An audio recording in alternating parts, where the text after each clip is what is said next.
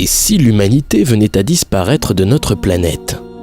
Une question intéressante que beaucoup d'entre nous nous posons. Imaginons ensemble quelles en seraient les conséquences. Quelques heures seulement après la disparition de l'humanité, les centrales électriques n'étant plus maintenues, les lumières tout autour du monde commenceront à s'éteindre. Après 48 heures, les centrales nucléaires passeront en mode sécurisé, avant de ne plus fonctionner à leur tour.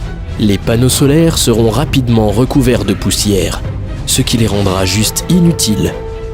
Seules certaines centrales hydroélectriques pourraient continuer à fonctionner durant plusieurs années.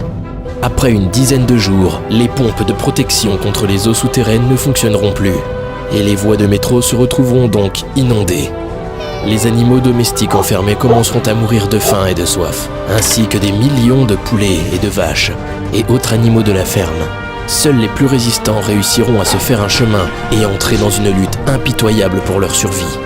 Les gros chiens commenceront à traquer les plus petits pour se nourrir. Malheureusement, livrés à eux-mêmes dans le monde réel de la faune sauvage, ils seront les premiers à mourir. Un mois après notre disparition, les systèmes de refroidissement de nos centrales nucléaires ne fonctionneront plus, provoquant ainsi une série d'explosions nucléaires beaucoup plus fortes que Fukushima ou Tchernobyl. Des millions d'animaux mourront du cancer. L'ensemble de la planète se remettra plutôt rapidement et facilement de la contamination radioactive. Un an après la disparition de l'humanité, d'étranges étoiles commenceront à tomber sur notre planète. De nombreux débris et dispositifs spatiaux ne sont plus gérés et surveillés par l'homme. Ces derniers finiront par s'écraser sur la Terre. Après 25 années d'inexistence humaine, la nature aura repris le contrôle sur nos nombreuses installations terrestres. Les radiations créées par l'homme iront indéfiniment dans l'espace, l'air devenant ainsi beaucoup plus pur et la visibilité nettement meilleure. Des villes comme Las Vegas ou Dubaï se retrouveront enterrées sous le sable du désert. La nature reprend ses droits. Après 300 ans, par manque d'entretien, les installations métalliques comme la Tour Eiffel ou les ponts en acier, mais aussi les dernières constructions, ayant encore tenu toutes ces années, commenceront à s'effondrer. Les marécages qui jadis occupaient l'Amérique réapparaîtront, faisant ainsi le bonheur de nombreux animaux.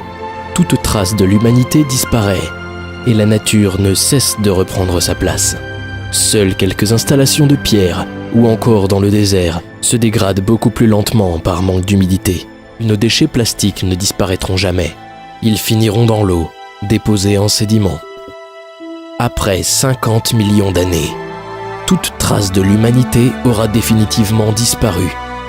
Et si la logique de l'évolution venait à faire apparaître une nouvelle civilisation sur notre planète, cette dernière ne se rendrait même pas compte de notre existence avant eux. La Terre sait se défendre. La nature aura toujours raison. Vivons avec notre planète.